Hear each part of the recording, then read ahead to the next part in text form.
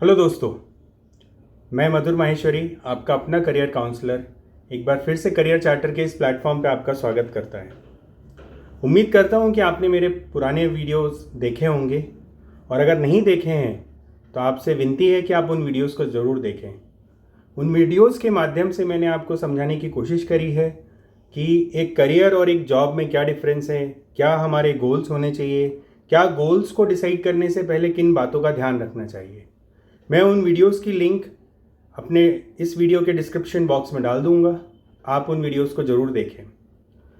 तो आज के हम इस वीडियो में आगे बढ़ते हैं, और जैसा कि आज का जो टॉपिक है वो ये है कि 10th के बाद बच्चों को कौन सा सब्जेक्ट सिलेक्ट करना चाहिए। ये एक बहुत इम्पॉर्टेंट विषय है। एक्चुअली कैसा है कि जो बच्चे हैं वो क्लास फर्स्ट से लेकर 8-9 तक अभी तक उन्होंने अपना जो एकेडमिक पीरियड रहा है उसमें ना ही कोई स्ट्रेस देखा है, ना ही कोई फेलियर देखा है। 11th और 12th ऐसा टाइम है जब उनको सब्जेक्ट सिलेक्ट करना पड़ता है।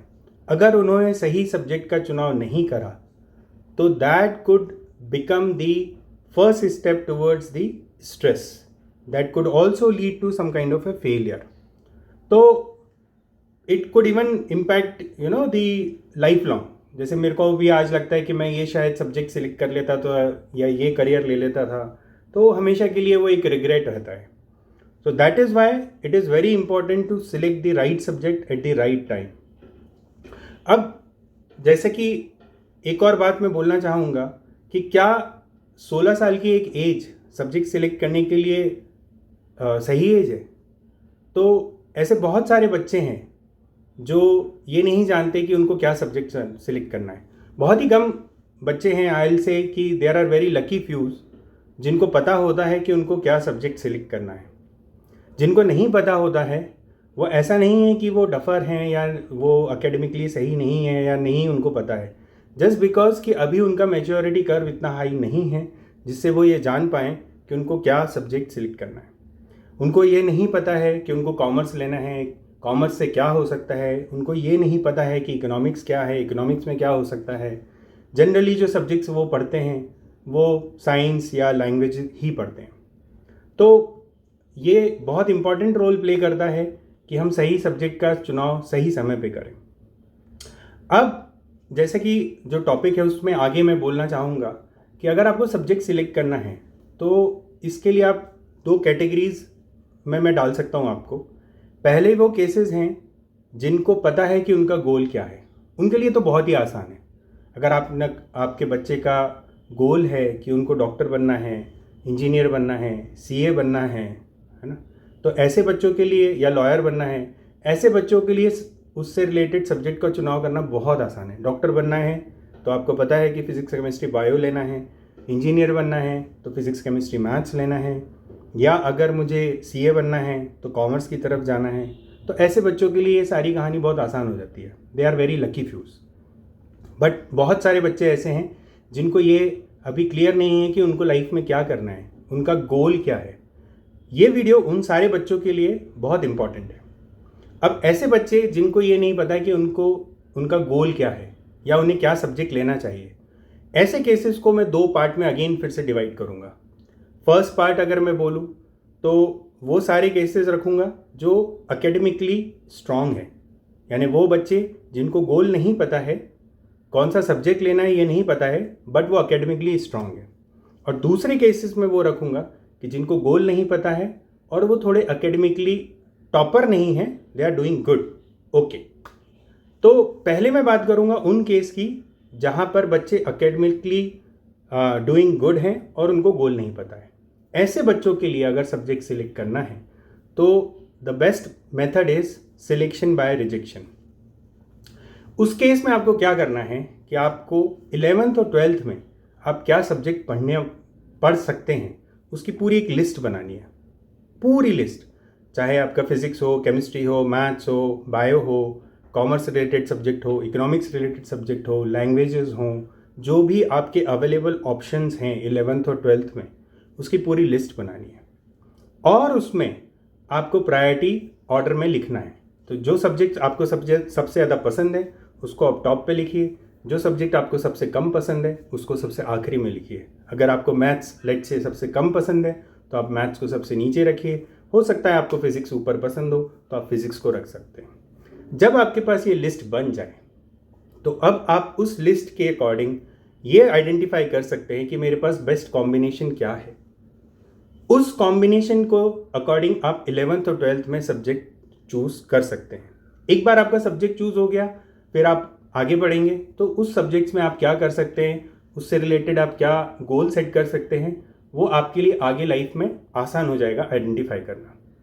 ठीक है, अब मैं उन केस की बात करता हूँ जहाँ पर वो बच्चे एकेडमिकली स्ट्रांग हैं, राइट, और उनको सब्जेक्ट सिलेक्शन नहीं पता है। ऐसे उन सभी बच्चों के लिए मैं यही बोलूँगा कि अगर आपसे हो सके तो फिज़िक्स, केमिस्ट्री, मैथ्स, बायो चारों ले लें। आप बोलेंगे क्या और किस लिए? तो उसका सिंपल सा रीज़न ये है कि हमारे यहाँ पे जो एजुकेशन सिस्टम है वो स्लाइटली हायरार्की बेस्ड है। क्या है हायरार्की? मैं आपको सिंपल सी भाषा में बताऊँ तो कि अगर लेट से आपने 11th-12th में कॉमर्स ले लिया है और आप 12th के बाद में जब आपको लगता है 2 साल में आपका जो माइंड है वो डेवलप होगा, आपकी मैच्योरिटी कर्व इम्प्रूव होगी और 2 साल बाद आपको लगता है कि नहीं मेरे को तो इंजीनियर बनना था, तो शायद आप बैक गियर नहीं लगा सकते हैं। ऑन द कॉन्ट्ररी, अगर आपके पास फिजिक्स, केमिस्ट्री, मैथ्स, बायो है और आपको 12th के बाद लगता है कि नहीं मुझे तो सीए बनना है, तो आप सीए में जा सकते हैं, क्योंकि आपके पास अभी भी ऑप्शन है। सीए के लिए आपको ये नहीं देखा जाता कि आपने कौन सा सब्जेक्ट लिया है, लेकिन इंजीनियर बनने के लिए ज़रूर देखा जाता है, डॉक्टर बनने के लिए शायद ज़रूर देखा जाता है। तो ये बहुत ज़रूरी है उन बच्चों के लिए जो एकेडमिकली स्ट्रांग है, वो चारों फिजिक्स, केमिस्ट्री, मैथ्स, बायो ले लें। अब ऐसा भी पॉसिबल है कि कोई एकेडमिकली स्ट्रांग बच्चा बोले कि नहीं मेरे को तो मैथ्स से पसंद नहीं है, फिजिक्स, केमिस्ट्री, बायो ही पसंद है। चलेगा, कोशिश करें, वो भी ठीक है, बट कोशिश फिर से करिए कि मैथ्स रखें। आप सोचेंगे मैथ्स पे इतना क्यों जोर दे रहा है? तो मैथ्स इसलिए मैं जोर दे रहा हूँ कि मैथ्स का जो पर्पज़ है वो लॉजिकल ब्रेन को लॉजिकल पावर को एनहांस करना है, ब्रेन को लॉजिकली मैप करना है। और एट द सेम टाइम बहुत सारे ऐसे कोर्सेज हैं जहाँ पर मैथ्स की रिक्वायरमेंट होती है। लेट से आपने कॉमर्स लिया और आपने मैथ्स नहीं लिया, अब आप 12th में पहुँच गए, आपको रियलाइज़ हुआ कि यार मेरे को तो दिल्ली यूनिवर्सिटी से बीकॉम ऑनर्स करना है। क्या आप कर पाएंगे? नहीं कर पाएंगे। हाँ, बीकॉम कर सकते हैं लेकिन बीकॉम ऑनर्स नहीं कर पाएंगे, क्योंकि उसकी रिक्वायरमेंट ही यही है कि आपका कॉमर्स के साथ मैथ्स 12th में होना बहुत ज़रूरी है। बट अगर आपने PCMB लिया होता तो जैसा मैंने पहले बोला, आप ये बीकॉम ऑनर्स कर सकते थे। मैं ये जो स्ट्रैटेजी है ये खुद अपने घर में भी इम्प्लीमेंट कर चुका हूँ। जैसा आप शायद लोगों को पता हो, मेरी 2 बेटियाँ रही हैं। तो पहला केस मेरी बड़ी बेटी के साथ ये था कि वो एकेडमिकली स्ट्रांग भी थी और गोल भी उसका पता था उसको कि उसको डॉक्टर बनना है। तो it was very easy for me, हम लोगों के लिए डिस्कस करना और डिसाइड करना कि हाँ तुम्हें फिजिक्स, केमिस्ट्री, बायो लेना है, और उसके साथ भी उसने मैथ्स लिया था। दूसरे केस में जो कि मेरी छोटी बेटी है, वो गोल अभी भी डिसाइड नहीं कर पाई थी, तो हमने वापस वही प्रोसेस अपनाई, सिलेक्शन बाय रिजेक्शन। और शुरू में उसने बोला कि नहीं पापा मेरे को मैथ्स नहीं लेना है। Then I made her realise कि मैथ्स का इम्पॉर्टेंट रोल है।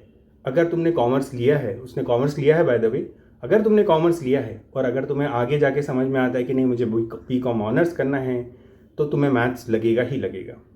तो मैथ्स मत छोड़ो, 2 साल मैथ्स पढ़ने में कोई बुराई नहीं है।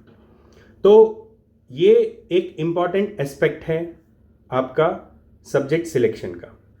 एक और चीज़ मैं आपको बोलना चाहूँगा कि PCMB लेने से क्या फ़ायदा है कि आपके पास तमाम करियर ऑप्शंस खुल जाएंगे। जैसे मैंने पहले बोला, रिवर्स जाना हमारे यहाँ पे हिंदुस्तान में पॉसिबल नहीं है। अगर आप सोचें कि मैं कॉमर्स लेके वापस मैथ्स ले लूँगा या मैथ्स की लाइन में चला जाऊँगा तो संभव नहीं है। लेकिन अगर कोई मैथ साइंस का बच्चा है तो उसके लिए कॉमर्स की भी लाइंस खुली हुई हैं, आर्ट्स की भी लाइंस खुली हुई हैं। कॉमर्स वाले के लिए साइंस की सारी लाइन बंद है, आर्ट्स और कॉमर्स की लाइन खुली है। और शायद आर्ट्स वाले के लिए ऐसा है कि उसको कुछ लाइन कॉमर्स की खुली होंगी और कुछ लाइन आर्ट्स की तो सारी ही खुली रहेंगी। तो ये एक इम्पॉर्टेंट फैसला है जो आपको लेना है। अब अगर मैं बात करूं कि हमारे जो एजुकेशन सिस्टम है उसमें कुछ और सब्जेक्ट्स भी हैं, फिजिक्स केमिस्ट्री मैथ्स बायो के अलावा भी हैं, तो क्या वो सब्जेक्ट इंपॉर्टेंट नहीं है? या आपने अगर प्रायोरिटी ऑर्डर में डाला है कि मेरे को लैंग्वेज ऊपर पसंद है, तो पेरेंट्स हो सकता है ये सोचा रहे क्या कर दिया तुमने। तो आप ऐसा मत सोचिए, लैंग्वेज भी उतनी ही इम्पॉर्टेंट है, चाहे वो हिंदी हो, चाहे वो इंग्लिश हो, चाहे वो संस्कृत हो, चाहे वो अदर सब्जेक्ट्स हो, सोशल साइंस हो। एक बात पहले जान लीजिए आप कि जब तक हम इस देश में हैं तो इम्पॉर्टेंस ऑफ हिंदी, संस्कृत या अदर लैंग्वेजेस या हिस्ट्री, सिविक्स, ज्योग्राफी ये ख़त्म नहीं होने वाली है, ये हमेशा ही रहेंगी। दुर्भाग्य है कि समय के साथ हम लोग हिंदी, संस्कृत, बाकी के जो लैंग्वेजेस हैं या बाकी के सब्जेक्ट्स हैं उस पर बच्चों को कम फोकस कर रहे हैं। तो अगर आप देखेंगे तो वहाँ पर डिमांड बढ़ी नहीं है तो स्टैग्नेंट है, मैं ऐसा बोल सकता हूँ, लेकिन सप्लाई डेफिनेटली श्रिंक हो रही है। आप में से कितने लोग ऐसे हैं जो एक अच्छा हिंदी टीचर तलाशते होंगे या एक संस्कृत का अच्छा टीचर तलाशते होंगे? क्या मिल जाता है आपको आसानी से? नहीं ना। तो अगर आपके बच्चे ने अगर हिंदी लिया है, संस्कृत लिया है या कोई और लैंग्वेज ली है, या आपके बच्चे ने अगर सोशल साइंस का कोई सब्जेक्ट सिलेक्ट करने की कोशिश की है, तो आप उसको एनकरेज करिए, क्योंकि इनमें भी करियर की अपार संभावना है। एक हिंदी लिया हुआ, संस्कृत लिया हुआ बच्चा टीचर बन सकता है, ट्रांसलेटर बन सकता है ना। बहुत सारी गवर्नमेंट जॉब में बहुत सारी हिंदी स्पेसिफिक वैकेंसीज आती हैं, हिंदी लिपिक की वैकेंसीज आती हैं, वहाँ पर वो अप्लाई कर सकता है। तो आप ऐसे जो केसेस हैं उसमें आप बच्चों को इनकरेज कर सकते हैं। जाने से पहले मैं एक और बात बोलना चाहूँगा कि जो आप सब्जेक्ट सिलेक्ट कर लेते हैं, लेट से आपका गोल अभी फोकस नहीं है, आपने गोल डिसाइडेड है तो that was the first case, but आपका गोल अभी फिक्स नहीं है और आपने सब्जेक्ट सिलेक्ट कर लिया 11th में, तो अब आपकी जिम्मेदारी बनती है कि 11th और 12th में आप उस सब्जेक्ट से रिलेटेड तमाम करियर ऑप्शंस एक्सप्लोर करें, उनको समझें कि उन सब्जेक्ट से क्या हो सकता है, और फिर से वापस से जब आप 12th से निकलेंगे तो सिलेक्शन बाय रिजेक्शन का प्रोसेस अपना सकते हैं। देखिए, सिलेक्शन बाय रिजेक्शन तभी काम करेगा जब आपके पास चीज़ें होंगी सिलेक्ट करने के लिए, और वो जितनी ज़्यादा चीज़ें होंगी सिलेक्ट करने के लिए उतनी ही चीज़ें आसान हो जाएंगी रिजेक्ट करने के लिए।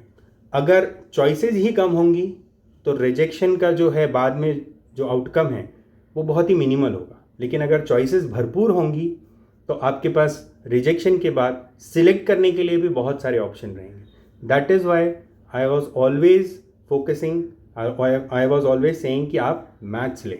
मैंने भी अपनी बेटी को इन्हीं कारणों के कारण मैथ्स दिलाया था। अगर आप गोल सिलेक्टेड बच्चे भी हैं, लेट से अगर आपने डॉक्टर भी बनना है तो भी अगर हो सके तो मैथ्स ले। आज आप डॉक्टर बनना चाहते हैं, 2 साल बाद लाइफ में आगे जाके पता नहीं आप क्या और करियर में मूव करना चाहें, तो मैथ्स का रोल एज ए सब्जेक्ट मत देखिए। And again I am not promoting maths here, but I am saying कि math is a good option which should be considered. इस वीडियो को समाप्त करने से पहले बस मैं इतना ही बोलना चाहूँगा, एटलीस्ट उन पेरेंट्स को तो, कि अब आप टाइम आ गया है कि बच्चों को, स्पेशली जो 9th और 10th में, उनको आप दूसरे करियर ऑप्शंस की तरफ से भी एक्सपोजर दें। देखिए कैसा है, हमारे यहाँ जो कन्वेंशनल करियर्स हैं और कुछ अनकन्वेंशनल करियर्स हैं। कन्वेंशनल करियर्स लाइक हमारे पास सीए, डॉक्टर, लॉयर, ये तो हमारी सोसाइटी में भरपूर है और हमारे जान पहचान में भी मिल जाते हैं, तो हम बच्चों को जाने अनजाने में वो उन करियर ऑप्शन से वो जानकारी हासिल कर लेते हैं। बट जो अनकन्वेंशनल करियर ऑप्शंस हैं, लाइक से मर्चेंट नेवी हो गया, आर्मी हो गया, या आपका होटल मैनेजमेंट हो गया, ठीक है, या आपका डिज़ाइनिंग से रिलेटेड हो गया, इन करियर ऑप्शंस में, जैसे these were just few examples, हम कितने लोगों को जानते हैं? क्या हम हमारे बच्चों को एक्सपोज कराते हैं? क्या बच्चों को सब्जेक्ट सिलेक्शन से पहले पता भी है कि कॉमर्स और इकोनॉमिक्स क्या है? कॉमर्स और इकोनॉमिक्स में सिर्फ उनको ये समझ में आता है कि या तो मुझे सीए बनना है, बट इकोनॉमिक्स से क्या कर सकते हैं उनको पता है? इकोनॉमिक्स सब्जेक्ट क्या है, पढ़ना क्या है, कॉमर्स में पढ़ना क्या है? तो कोशिश करिए कि 9th और 10th के समय में इन बच्चों को सब्जेक्ट में क्या पढ़ना है, उससे क्या रिलेटेड अनकन्वेंशनल वर्ड में यूज़ कर रहा हूँ वापस से, करियर ऑप्शंस हैं, वो हम उनका एक्सपोजर दे सकें। अब मैं यहीं रुकना चाहूँगा। जाने से पहले मैं बस यही कहूँगा कि अगर आपको ये वीडियो पसंद आया है तो आप इसको लाइक, सब्सक्राइब और शेयर करें। नहीं आया है तो मुझे यहीं क्षमा करें, बट मुझे ज़रूर सजेस्ट करें कि मैं कहाँ सुधार कर सकता हूँ। और इसी आशा के साथ मैं यहीं रुकता हूँ। तब तक के लिए आप स्वस्थ रहें, मस्त रहें, नमस्कार।